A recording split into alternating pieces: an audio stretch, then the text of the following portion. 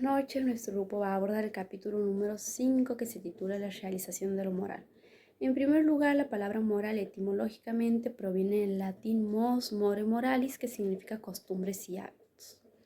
En segundo lugar, se entiende por realización de lo moral la encarnación de los principios, los valores y las normas de conducta en concordancia con la sociedad y consigo mismo. Ahora bien, es evidente que entre conciencia moral del individuo y su acción concreta se abre muchas veces un tremendo pozo, pues el hombre se contradice en el pensar y en el hablar. La realización de lo moral se puede estudiar bajo varios componentes. El primer componente es el sujeto, es decir, el hombre. Este hombre es consciente, libre y responsable de lo que hace. Es por eso que en ese sentido podemos decir que el acto moral implica conciencia y libertad. El segundo componente es la propiedad que tiene el acto moral realizado, es decir, la responsabilidad del acto humano por el cual el sujeto que lo ejecuta debe dar cuenta de él. El tercer componente es el hábito, es decir, una disposición permanente y adquirida para reproducir determinados actos. El origen del hábito está en uno o varios actos que se han realizado y que han dejado una especie de huella en el mecanismo mental o fisiológico, lo cual generaría una tendencia a reproducir lo que se ha hecho una o varias veces. Dos son las fases del hábito, la formación y la estabilización. La formación consiste en la reproducción de determinados actos. En esta fase hay una serie de transformaciones. Cuando este proceso llega a su fin, se da lo que sería la estabilización, que es la segunda fase. Los hábitos que consideran la problemática ética son dos: vicios y virtudes. El vicio es considerado un hábito moral malo, mientras que la virtud es todo lo contrario, es decir, un hábito moral bueno. Mi compañera va a continuar hablando acerca de las virtudes y va a mencionar 4 que se denominan cardinales. Bueno, yo voy a hablar sobre las 4 virtudes cardinales y voy a hacer hincapié específicamente en una de ellas. La palabra proviene del sustantivo latino, cardo, que significa quicio, porque estas 4 virtudes cardinales, o sea, la fortaleza, la templanza, la justicia y la prudencia, simbolizan el quicio alrededor de los cuales giran los goznes de todas las virtudes morales y por consiguiente la vida de todas las personas, la vida moral de todas las personas. Como dije, me voy a referir a una de estas 4 virtudes y es la prudencia. La prudencia, que dentro de las lenguas clásicas es sinónimo de sabiduría, por eso se dice que prudentes son los sabios, dicta la razón, el cómo y el cuándo se debe actuar. En este sentido, la prudencia perfecciona la inteligencia. También podemos decir que este tipo de virtud es de orden práctica, porque el prudente conoce, al igual que el imprudente, lo que se debe decir y lo que no se debe decir. Por ejemplo, el prudente sabe cuándo va a hablar y lo que debe decir. Ejemplo de ello, en un velorio, el prudente no se va a poner a contar chistes, a reírse o a escuchar música o decir algún tipo de palabras que no vaya de acuerdo al momento. El imprudente, en cambio, puede gozar de puede tener distintos valores, pero carece de tacto. Nadie lo va a ver como deshonesto o malo, por ejemplo. Simplemente le van a decir que imprudente que es. El prudente actúa con cierta inmediatez dentro de los principios de la razón teórica, con los principios con las reglas de la razón de la regla de la razón práctica. Por eso la prudencia es una virtud de la razón práctica, cuya finalidad inmediata es gobernar los modos y las circunstancias todas de la conducta moral. El concepto más simple y claro sobre esta es a cada quien lo suyo.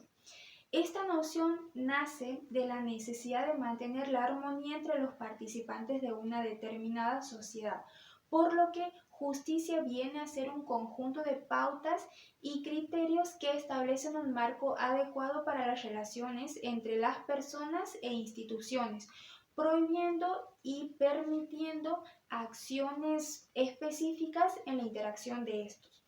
Cabe mencionar que la virtud de justicia descansa sobre la voluntad firme y constante de dar a cada quien lo que le corresponde. Y es aquí donde se considera el problema concreto de la ética, el cual cuestiona cómo distinguir lo que le corresponde a uno y lo que le corresponde al otro. Sin embargo, en el origen de la sociedad humana, los individuos buscan mediante la comunión o elección de un jefe formas de vivir en justicia, siempre respetando los unos los derechos de los otros.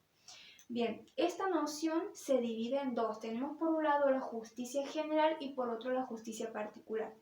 La justicia general regula las relaciones de las personas en orden al bien común de la sociedad, por lo que comprende las obligaciones que el miembro de la sociedad tiene respecto de la misma. Esto supone deberes y derechos. Por ejemplo, un policía que detiene a un delincuente porque lo encuentra robando, un Estado que garantice a todos los ciudadanos el derecho a la salud o incluso un gobierno que permita a todas las personas votar en las elecciones, siempre y cuando cumplan los requisitos de edad. Por otro lado, tenemos la justicia particular. La justicia particular regula las relaciones respecto de las personas. Esta se subdivide en dos. Tenemos por un lado la justicia conmutativa y por otro la justicia distributiva. La justicia conmutativa regula las relaciones que se dan entre personas privadas. Esta viene a ser la igualdad o equilibrio en el intercambio de bienes materiales. Viene a ser la justa medida en el trato de relaciones comerciales. Por ejemplo, si alguien vende una casa, no sería justo que se le pagase con un par de sandalias. En esta noción cabe mencionar que la palabra conmutativa deriva del griego conmutare, que significa intercambio. Bien, por otro lado tenemos la justicia distributiva. Esta regula las relaciones entre la sociedad y cada uno de sus miembros. Esta es la justicia, para muchos la justicia por la cual se deberían de preocupar los gobernantes para proponer una vida mucho más de bienestar para los ciudadanos. Por ejemplo, en los sistemas de tasación e impuestos que exigen contribución de todos los ciudadanos del país dependiendo del porcentaje que ellos puedan enfrentar. A los ricos más y a los pobres menos. Y de esta manera mantener un equilibrio en la balanza socioeconómica. Bien, otra de las virtudes cardinales es la fortaleza. La palabra en sí significa firmeza corporal o espiritual contra las situaciones externas o internas que son dolorosas o molestas para el individuo. Es decir, que cuando hablamos de fortaleza nos referimos a aquellos aspectos de la personalidad y de la vida del sujeto en medida que le permite superar obstáculos, evitar problemas o sobreponerse a situaciones adversas. Por lo tanto, podemos decir que la palabra se traduce como fuerte, valiente, es decir, como la capacidad para vencer el miedo y huir de la temeridad. Dentro de las virtudes cardinales voy a mencionar la última, que es la templanza. Esta es la virtud de la moderación de los placeres espirituales o sensoriales y consiste en buscar o aceptar estos con medida, es decir, sin excesos, porque son perjudiciales a la salud corporal, o si no lo son, degradan al hombre por la animalidad en la que éste se entrega en cuerpo y alma al goce de esos placeres. Son vicios opuestos a la templanza, la glotonería en el comer y en el beber, la ira, la lujuria, la soberbia, es decir, algo así como la lujuria en el alma. Entonces decimos que la templanza se suele entender casi exclusivamente en un sentido sensorial, pero es un error, por eso hemos dicho placeres sensoriales. Los 7 pecados capitales. Un pecado es un acto inmoral. La denominación de los pecados capitales designa de los vicios principales, que son: la soberbia es una tendencia de búsqueda desmedidamente de alabanza propia y gozarla de una manera desmedida. La lujuria es una tendencia de búsqueda excesiva, refinada y hasta superficial de los placeres sexuales. La avaricia es la inclinación a poseer de una manera desmedida los bienes materiales, preferentemente. La gula es la tendencia que proporciona el comer y el beber exageradamente. La ira es la tendencia afectiva al enojo o agresión ante un hecho o ante una persona por un disgusto grave. La envidia es la tendencia que entristece por el bien ajeno conocido. Y por último, la pereza es la tendencia a la inactividad ante un trabajo o ante un esfuerzo. En la realización de lo moral también se considera el valor de la existencia humana, ese acto propio de la entidad que colocamos como base de todos los actos operativos que denominamos acciones humanas. El valor de la existencia humana viene a ser un valor vital positivo, ya que su realización y conservación es un bien moral. Ahora, la no existencia, sea por actos propios de un sujeto, como viene a ser el suicidio, o incluso por actos voluntarios y libres de otra persona, como viene a ser el homicidio, es un mal moral. Es por esto que el valor de la existencia humana se niega con 4 comportamientos: el homicidio, el suicidio, la eutanasia y el aborto. El homicidio consiste en dar la muerte a un sujeto sin tener autoridad para ello. Este comportamiento es inmoral, ya que se basa en el derecho que tiene todo ser humano. El suicidio. Bueno, el suicidio es la acción por la cual el hombre, por su propia autoridad, se dirige a la muerte. Filósofos espiritualistas, específicamente los teístas, aseguran la existencia de un Dios y el dominio que ese Dios ejerce sobre todas las cosas, inclusive sobre la vida de cada una de las personas.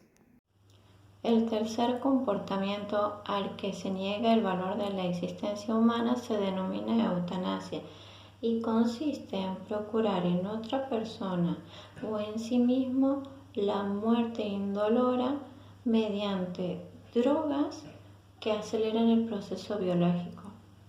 Por ejemplo, si se aplica al enfermo una sustancia para aliviar, calmar los atroces dolores, de hecho, se está acelerando la muerte y esta acción puede ser moralmente buena.